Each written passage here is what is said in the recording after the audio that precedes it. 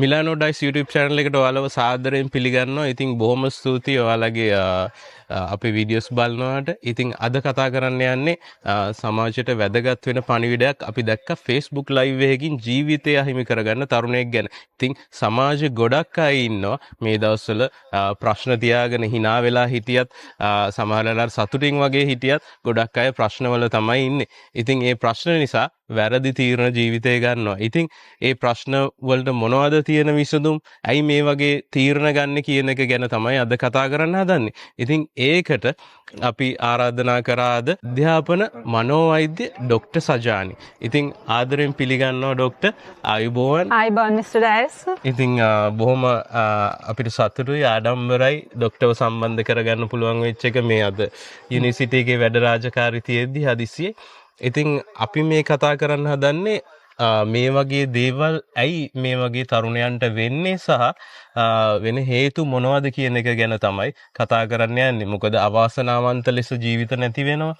ඉතින් ඒ වගේම මිලානෝ වල ළඟදිත් මේ වගේ සිද්ධීන් කිහිපයක් වුණා. ඉතින් ඒ වගේම මගේ මිතුරෙකුට ජීවිතයක් නැති වුණා මේ පොලිසියේ වැඩ කරන. ඉතින් ඒ ගැන කතා කරන්නේ වැඩි දුරට මේවැනි සිද්ධීන් වළක්ව ගන්න කොහොමද සහ ඇයි මේ වගේ සිද්ධි වලට පෙළඹෙන්නේ කියන එක ගැන තමයි කතා කරමු ඩොක්ටර් අපි. ඔව්. මේක බොහොම සංකීර්ණ මාතෘකාවක් මිස්ටර් ඩයස්. පහසු නැහැ. වචනින් දෙකෙන් විස්තර කරන්න බෑ. මොකද දැන් අපි ওই වගේ දේවල් කතා කරන්නේ ඇත්තටම මොන හරි දෙයක් වුණාට පස්සේනේ.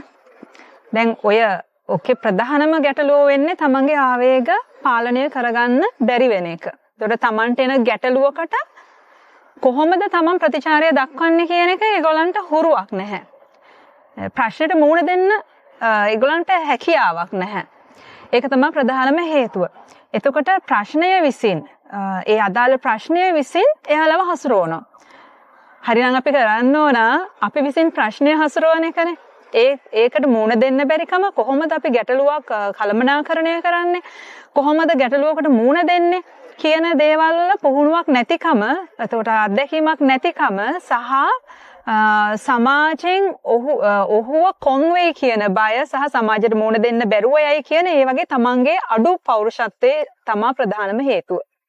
ඩොක්ටර් ගොඩක් වෙලාවට සමාජයට පේන්න hina වෙලා ඉන්නවා සතුටින් ඉන්නවා සෝෂල් මීඩියා වල පෝස්ට් දානවා එක එක දේවල් සතුටින් ඉන්න දේවල් පාටි ගැන හැබැයි අපි බලපුවම සමහර අය ඉන්නේ ඇත්තටම ලොකු මානසික පීඩනයකින්. ඉතින් ඒ මානසික පීඩනය කොහොමද අඳුරගන්නේ? එක්ක එයා යාළුවෙක් නම් කොහොමද ඒ අයගේ එහෙම එක්ක එයාගේ කතා කරන විලාසයෙන් හෝ එයා හැසිරෙන විදිහෙන් හෝ කොහොමද ඒ අයව කල්තියා අඳුරගන්නේ අවධානයක් තියනවා කියලා. අපි දැන් මිනිස්සයෝ කියන්නේ ඇත්තටම අපේ හැඟීම් අපි කවුද කියන එක බැලුවහම මෙහෙම එකපාර බාහිරෙන් පේන්නේ නැහැ ඇත්තම පුද්ගලයා කවුද කියලා. අපිට විවිධ චරිත තියෙනවා අපි තුල. දැන් ඕකේ අපි මනෝවිද්‍යාත්මකව පැහැදිලි කරොත් ගොඩාක් සවිස්තරාත්මකව පැහැදිලි කරන්න පුළුවන්. මොකද අපිට ඇත්තම මනුෂ්‍යයා කවුද? අපි තුල අපේ හිතේ ඉන්න ඇත්තම මනුෂ්‍යයා කවුද? අපේ ප්‍රතිචාර දක්වන්නේ කොහොමද එක එකයට එක සමාජවලට එක අවස්ථාවන්ට එහෙම විවිධාකාර විදිහට අපි ඒ අවස්ථාවලට මුහුණ දෙනවා. ඒ පේන කෙනා ඇත්තම කෙනා නෙමෙයි. ඇත්තම කෙනා නෙමෙයි. එතකොට බාහිරින් බලලා අපිට තීරණය කරන්න බෑ ඇත්තටම මෙයා මේ වගේ කෙනෙක් කියලා. ඒ කියන්නේ අපි දකිනවා සමාජ මාධ්‍යවල හරි ලස්සන හරිම ලස්සනට පෞල් ජීවිත ගෙවනවා කියලා පෙන්නනවා. එයාගේ මහත්තයා තමයි එයාට වටිනාම කෙනා කියලා. එයාගේ නෝනා තමයි එයාට වටිනාම කෙනා කියලා. එයාගේ පෞද්ගලික ජීවිතේ තරම් වටින දෙයක් නැහැ. ඒ වගේ මෙයාගේ වෘත්තීය ජීවිතේ මෙහෙමයි කියලා පෙන්වන්න හදන.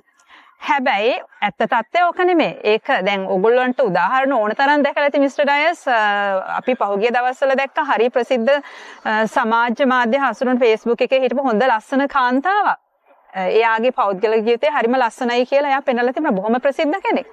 ඉතින් එයාගේ සැමියා තමයි ආව මරලා තිබුණේ. ඉතින් ඒ වගේ අර පෙන්නන දේ නෙමෙයි ඇත්තටම හැම කෙනෙක්ගේම ජීවිතවල තියෙන්නේ ඔබ සහ මමත් ඇතුළුව. මොකද අපි සමාජයේ ඉදිරියේ රංගපානවා.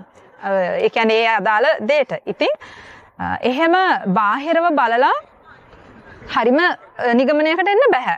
හැබැයි සාමාන්‍යයෙන් පුද්ගලයෙක් අපි නිතර ඇසුරු කරන ඒ සර්කල් එක ඇතුලේ ඉන්න ඔබ සහ ඔබගේ යාළුවා කොහොමද එයාගේ රුචි අරුචිකම්? එයා කොහොමද ජීවිතේ ගෙවන්නේ? සාමාන්‍යයෙන් එයාට රුටින් එකක් තියෙනවානේ. මෙයා මේ වගේ පුද්ගලයෙක් කියලා සරලව හඳුනා ගන්න පුළුවන් අපිට.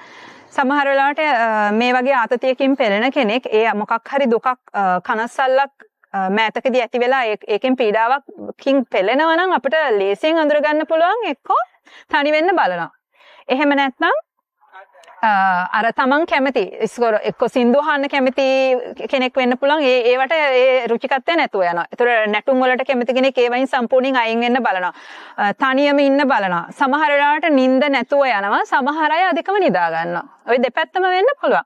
ඉතින් ඔය තුලින් පුංචි අපිට ටිකක් හිතන්න පුළුවන් මෙයාට මොකක් හෝ ගැටලුවක් තියෙන්න පුළුවන් කියලා. ඒ වගේම සමහරු ඒ තමන්ගේ තියෙන පීඩනය පෙන්වන්න අකමැතිකමට සමහර වෙලාවට ලොකු අර හිනාමුසු මුහුණින් හිටපු නැති කෙනෙක් පවා වැඩිපුර hina වෙලා පෙන්වන්න හදනවා මම ඕකේ කියන එක. මොකද සමාජයට වැඩි පෙන්වන්න හදනවා. ඉතින් අර බොහොම කිට්ටු වෙන්න ඕන කෙනෙක්ව හරියට නිගමනය කරන්න. නමුත් අර ඒ පුද්ගලයා සාමාන්‍ය ජීවිතයේදී ගත කරපු ඒ දේවල් වෙනසකින් පේන ඔය වගේ ආතතියකින් පෙළෙනවා නම් ඒක ලේසි නෑ ඒ දේවල් අඳුරගන්න. ලේසි නෑ.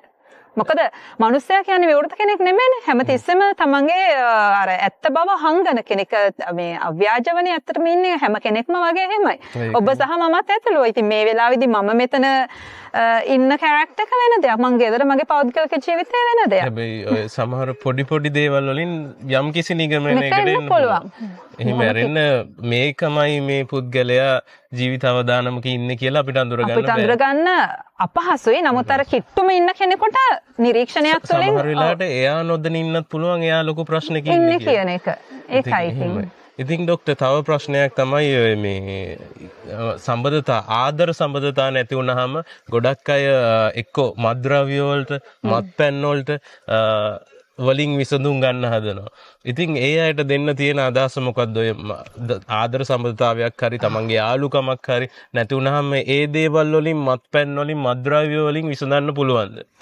මෙහෙමයි මනුස්සයෝ අර ප්‍රශ්නවලට මුහුණ දෙන්න හදන ප්‍රධානම හේතුව තමන්ට පෞරුෂත්වයක් නැහැ ප්‍රශ්නයකට මුහුණ දෙන්න. මේ වගේ ගැටලු වෙන්න පුළුවන්. ආදර සම්බන්ධතාවයක් ගත්තොත් අදාළ කාලවලදී දැන් මේ වයස අවුරුදු 18 19 20 දී පුද්ගලයෝ ආකර්ෂණය වෙන්න පෙනුමට. ඒක අපි හැමෝම දන්නවනේ ඉස්කෝලේ යන කාලේදී අපිට කවුරු හරි දැන් ඕගොල්ලෝට වගේ ලස්සන ගෑනු ළමයි දැක්කොත් හිත යනවා ලස්සන විතරයි බලන්නේ. ඊට පස්සේ ඊට එහා ටිකක් දුර යනකොට එයාගේ අධ්‍යාපන මට්ටම හිතෙනවා. ඊට පස්සේ එයා මොන රස්සාවක්ද කරන්නේ කියන එක ටිකක් අර මැචුව වෙනකොට ඒ කියන්නේ පරිණත වෙනකොට මෙයාව මට කසාද බැඳලා ජීවත් වෙන්න පුළුවන්ද කියලා හිතනවා. ඒ අදාළ කාලවලදී මානසික මට්ටම් වෙනස් වෙනවා. ඉතින් අර මං කිව්වා වගේ යහපත් පෞරුෂයක් ගොඩනැගිලා තිබුණා නම් එයාලා දන්නවා මේ වෙනස් වීම මේ කාලෙදි මෙහෙම වෙනවා. ඒතකොට ඔයත් මමත් ශාරීරිකව සමානයි. අපි මේ බයොලොජිකලි අපි සමාන මිනිස්සුනේ. අපිට එක හાર્ට් එකක් තියෙන්නේ පෙනාලු ඔය වකුගඩු ඔක්කොම එක වගේ තියෙන. නමුත් මේ එකම සිද්ධියකට දක්වන ප්‍රතිචාර වෙනස්නේ. සමහර වෙලාවට ආදර සම්බන්ධයක් බිඳ වැටුනහම මම හොඳ ආකාරව ඒකට මුහුණ දෙන්න පුළුවන්. හරි අපි අකමැති නම් අපි දෙන්න වෙන් වෙලා අපි දෙන්නගේ ගමන මෙහෙම යමු. හැබැයි තව කෙනෙක් ඒ කෙනාව මරන්න හදනවා. ඊට පස්සේ ආ තව සම්බන්ධතාවයකට ගියොත් එතන ඒක මේ කඩන්න හදනවා. ඒ මොකද ඒ එකම සිද්ධියට ප්‍රතිචාර දක්වන්නේ දෙවිධයකට වෙන්නේ අර ගොඩනැගිලා තියෙන පෞරුෂත්වය අනුව. ඉතින් ඒ කියන්නේ මුලින්ම ආදරය කර පණ වගේ ආදරය කර කෙනාගේ පසුව වැරදි දකින්න එක. හැරුණත් වැරදි. ඒ වගේ කතන්දර තියෙනවා. ඒවා පිළිගන්න හුරු වෙලා තියෙනවනේ. ඒ කියන්නේ මිනිස්සයා කියන්නේ වෙනස් වෙන සුළු කෙනෙක්. ඒක ඒ මානසික මට්ටම් වෙනස් වෙනවා. මානසික ස්වභාවය. මේ අපේ මොළේ වැඩ කරන්නේ නියුරෝන වලින්. ඒ නියුරෝන වලින් ගෙනියන දේවල් අර ඒකට දක්වන ප්‍රතිචාර අපිට අර දැන් හැඟීම් කියන දේවල් හෝමෝන වෙනස් වීම අනුව වෙනස් වෙනවා. ඉතින් ඒවට අපි හැඩගැහිලා තියෙන අපේ ශරීරයේ මෙහෙම දේවල් වෙනවා. එතකොට ඒ වෙනස දරා ගන්න අපි පුරුදු වෙලා තියෙන්න ඕන කියන එක පුංචි කාලේ ඉඳලා අර වැරද්දක් වෙනකොට හදන්න අරගෙන නම් වැඩක් නැහැ. ඇත්තටම අපිට වරදින්නේ ඔය හේතු උඩ. මොකද මේ මනස ගැන අධ්‍යයනය ජීවත් වෙන්න ඉගෙන ගන්නවා කියන එක තමයි. ඒක සාමාන්‍යයෙන් පුංචි කාලේදී අවුරුදු 10ට අඩු කාලේදී ළමයිව පුහුණු කරන්න ඕන. ජීවිතේ මෙහෙමයි කියලා. ජීවත් වෙන්න ඉගෙන ගන්න එහෙම තමයි. ඉතින් ඕක නැතිකම නිසා අතන ආදර සම්බන්ධයක් බිඳ වැටීම් දරා ගන්න බෑ. ඒතර යාළුවෙක් සමහර වෙලාවට ඔය අවුරුදු 20 වගේ කාලෙදී යාළුවෝ තරහ වුණාමත් ඔය වගේ ආවේගශීලීව ක්‍රම ප්‍රතික්‍රියා දක්වන තරුණ පිරිස් ඉන්නවා. එතකොට ඒ වගේම තමන්ගේ ජීවිතේ පුංචි හරි දෙයකට එන තරහ පාලනය කරගන්න බැරිකම. ඒ වගේ දේවල් වලින් තමයි කොච්චර ඉහළට ගියත් සමහර විට අර මානසික සෞඛ්‍ය ගොඩ නැගිලා නැත්තම් ඒ වගේ දේවල් අපිට දකින්න පුළුවන්. අර මිනිස්සු කියන જાතිය වෙනස් වෙනවා කියලා කෙටියෙන් හිතුවොත් ඒක ලේසි අපිට ජීවිතේ ඉස්සරහට යන්න නේද ડોක්ටර්? ඉතින් ડોක්ටර් තව තියෙන ප්‍රශ්නයක් තමයි රටවල් වලට ඇවිල්ලා තනියම ජීවත් වෙනවා අපේ අය. ඉතින් ඒ තනියම ජීවත් වෙද්දී සමහරුන්ට ඩොකියුමන්ට්ස් නැහැ ඉතාලිය වගේ රටක. ඉතින් ඒ අයට සමහර වෙලාවට ජොබ් එකක් නැහැ. ඊට අමතරව ලංකාවේ ෆැමිලි එකේ ප්‍රශ්න. ඉතින් ලොකු මානසික පීඩනයකින් මේ අය ජීවත් වෙනවා. ඉතින් මේ අයට දෙන්න තියෙන ඇඩ්වයිස් එක මොකද්ද ડોක්ටර්? මෙහෙමයි අපි ආවේ ඒ අදාළ පුද්ගලයෝ ආවේ මොන අරමුණටද කියලා ඉස්සරාම හිතන්න පුරුදු වෙන්න ඕන. මේ වගේ හොඳ රටකට නේද? මේ ඉතාලිය වගේ රටකට ආවනම් රටේ වටිනාකම ඉස්සරාම හිතන්න ඕන. එතකොට ඒ වගේම එතනින් එයාලට ඉහළට යන්න පුළුවන් ක්‍රම ගැන හිතන්න ඕන. අනාගතයේදී ලැබෙන වාසිදායක දේවල් ගැන හිතලා සිත පුහුණු කරොත් ඒ වෙනුවෙන් ඇත්තටම ජීවිතේ අපිට පහසුවෙන් ලැබෙන දේට වඩා අමාරුවෙන් ලබා ගන්න දේ වටිනාකම වැඩි කියලා ඉස්සරින් අපි ඒක එහෙම කියමනක් තියෙනවනේ නේද? පහසුවෙන් ලැබෙන දේට වඩා අපහසුවෙන් ලබා ගන්න දේ ගොඩාක් මහන්සි වෙලා ලබා ගන්න දේ වටිනාකම වැඩි. ඉතින් ඒ ගැන හිතලා අනාගතයේදී අද මම මෙහෙම කරොත් අනාගතයේදී මං කුමන තැනක හිටීද කියන දේට සිත පුරුදු කරොත් එයාලට ඒ අරමුණ වලට යන්න පහසු වෙනවා. ඒ කියන්නේ තමන්ගේ ගෙයක් හදාගන්න ආවන ඒකට ගේ හදාගන්න මුදල් හොයාගන්න පුළුවන්. එතකොට තමන්ගේ ෆැමිලි එක පුතාව දුවව මෙහෙට ගෙන්න ගන්න හිටියන ඒ හීනේ දවසක හැබෑ කරගන්න පුළුවන් වෙයි. ඉතින් ඒ හීනේ මතක තියාගෙන ගියා නම් හරි කියලා තමයි ડોක්ටර් කියන්නේ. අනිවාර්යෙන්. මොකද දැන් මමත් ඉතාලියට ආවේ ෆැමිලි ආර එකකින් දන්නවා ෆැමිලි වීසා එකකින් ඔයගොල්ලෝ දන්නවනේ. එතකොට සමහරව එනකොට කිව්වා අපි ලංකාවේ ඉගෙන ගත්ත දේ මෙහෙදී අපිට උසස් මට්ටමකට යන්න බෑ. ඒ අධ්‍යාපනය එහෙට විතරයි. ඒ අදාළ ක්වොලිෆිකේෂන්ස් මෙහෙදී අපිට ඉහළ තත්යකට යන්න බෑ කියන. හැබැයි මම එතනදී ඒ අනිත් අය කියන කතාවලට ඇහුම්කන් දීලා නැවතුණා නම් අද මම මෙතන නැහැ. කවුරු කොහොම කිව්වත් මමගේ හිත මාව විශ්වාස කරන්නේ නැහැ.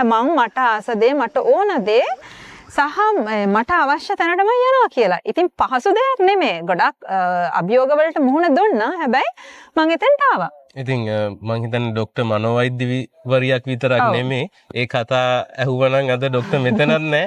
හැබැයි ඒ වගේම ඉතාලි ජාතිකයන්ටත් මං හිතන්නේ ලෙක්චර්ස් දෙන්න පුළුවන් වෙලා තියෙනවා. ඉතින් බොහොම ආඩම්බරයි. ඉතින් ලාංකිකයෝ එක එක අංශ වලින් ඉදිරියෙන් ඉන්නවා. ඉතින් වෛද්‍යවරුන් ඉන්නවා, ඉංජිනේරුවෝ ඉන්නවා, තවත් විවිධ ව්‍යාපාරිකයෝ ඉන්නවා.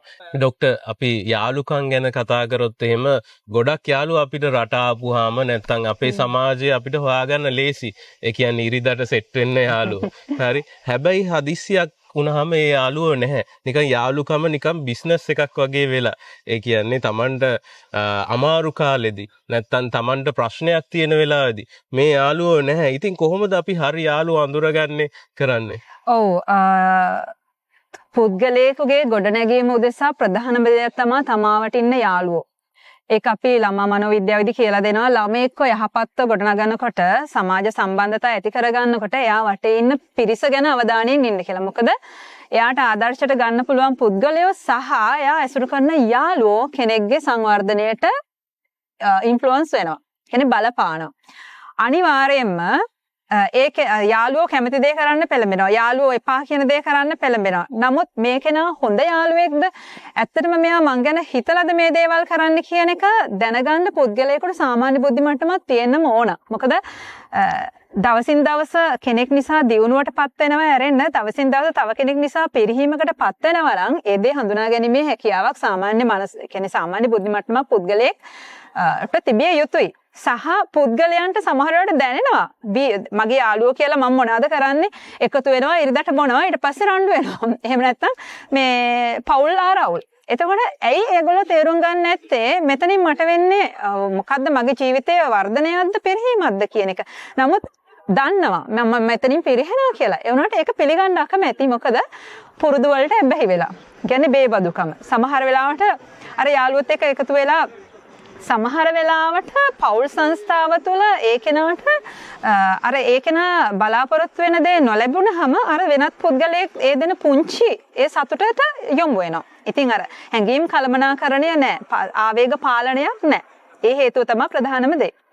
ඉතින් තේරුම් ගන්න ඕන Tamanට සාමාන්‍ය බුද්ධි මට්ටමක් තියෙන්න ඕන. මගෙන් මේ යාළුවෙක්ගෙන් මට වෙන්නේ මේ යාළුවාගෙන් මට වෙන්නේ මගේ ජීවිතේ යහපත් දෙයක් මට ළඟා වෙනවද එහෙම නැත්නම් මම පිරිහීමටපත් වෙනවද කියලා හඳුනා ගන්න ඕන. ඉතින් එහෙම හිතලා යාළුවෙක් තෝරගන්න තෝරගැනීම. එහෙම නැත්නම් යාව ජීවිතෙන් අයින් කරන්න ඕන. මොකද අපිට මේ ලැබිලා තියෙන ජීවිතේ අපි අනිවාර්යෙන් අපේ හැකියාවන් වර්ධනය කරගෙන ඉදිරියට යනවා මිසක් අපේ පිරිහීමකට පත් කළ ගතියක් නැහැ. මොකද අපි හරි විශේෂයි. මේ අපිට හැමදේම තියෙන අය, බුද්ධියක් තියෙන අය. තවත් වැටුනේ තැනින් උඩට එනවා රෙන්න තවත් වැටෙන්න අපි අවශ්‍ය නැහැ. ඉතින් යාළුවෙක් හින්දා ඒක කොහොමත්ම අවශ්‍ය නැහැ. ඒකයි. ඉතින් ડોක්ටර් අන්තිම ප්‍රශ්නේ මම අහන්නම් කාලය සීමිත නිසා. ඉතින් ලෙක්චර් එකකටත් යන්න ඕන නිසා ડોක්ටර්ට. ඉතින් අන්තිම ප්‍රශ්නේ තමයි සල්ලි නිසා. ඉතින් බිස්නස් වැටෙනවා සමහරු. මේ ඉතාලියෙත් ව්‍යාපාර කරලා වැටෙනවා. ලංකාවෙත් ව්‍යාපාර කරලා වැටෙනවා. ඒ වගේම තමන් කරන ජොබ් එකෙන් අයින් කරනවා. ඉතින් එතකොට ගොඩක් අයට තියෙන ප්‍රශ්නේ තමයි මුදල්. මුදල් මත තමයි සමහරු ජීවිතේ නැති කරගන්නේ. සමහරු ගොඩක් වැරදි තීරණ ගන්නෙ. ඉතින් මේ සල්ලි නැති වුනහම අපිට ආයි අලුතෙන් ජීවිතේ පටන් ගන්න බැරිද? ඒ මොටිවේෂන් එක අපිට ගන්න බැරිද? සල්ලි නැති වුණොත් අපි ආයි මුලින්දම පටන් ගන්න බැරිද? මෙහෙමයි සල්ලි අවශ්‍යයි ජීවත් වෙන්න මුදල් අවශ්‍යයි. නමුත් සල්ලිම නෙමේ ජීවිතය. අපිට සුනාමි අපි බොහොම දේවල් දැකපු අය. යුද්ධ දැකපු අය නේද? සුනාමි වගේ ස්වභාවික උවදුරු ගම් වතුර වගේ ඔක්කොගෙම මිනිස්සුන්ගේ දේපල හානි වෙලා මිනිස් ජීවිත නැති වෙලා හැමදේම නැති වෙච්ච මිනිස්සු අපි දැක්කා. එතකොට ඒ දේවල් ගොඩනැගිච්ච ඒ මිනිස්සු කොහොමද ගොඩනැගුණේ කියලා දැක්කා. දැන් ඔබට මට වුණත් ඒ අත්දැකීම් තියෙනවනේ. අපිට හැමදාම අපි සල්ලි අතපත අපිට හැමදාම සල්ලි අපි ගාව රැඳෙන්නේ නැහැ. ඒක අපි පාවිච්චි කරනවා. සල්ලි නැති දවස් කියලා එනවා. අපේ බිස්නස් වැටෙනවා.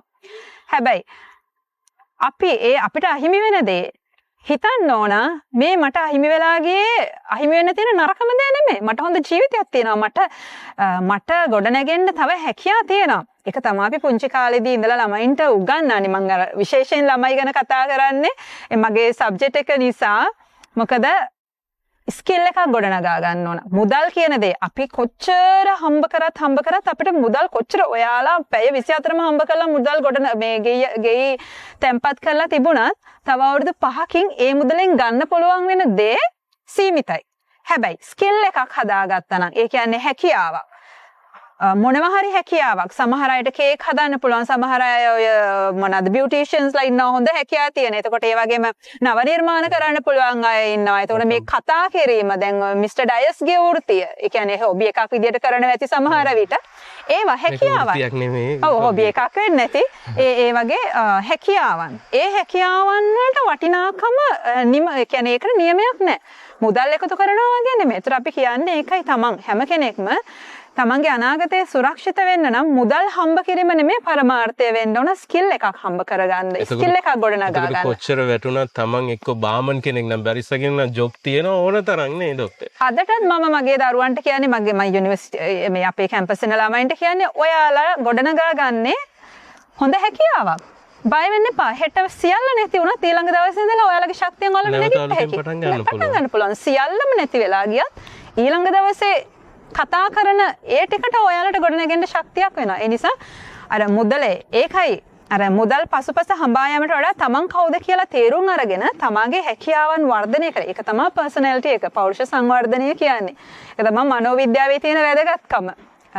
පුද්ගලයෙක් අර මං කිව්වා වගේ වැරදිච්ච තැනට ගිහිල්ලා අපි කොහොමද හැදෙන්න ඕන කියලා එතන ඉඳලා හරියන්නේ නැහැ. අම්මා තාත්තගේ වුණත් අපි වැඩිහිටියන්ගේ ලොකු වගකීමක් දරුවෙක් ලෝකෙට දුන්නාම කොහොමද සමාජගත කරන්න ඕන?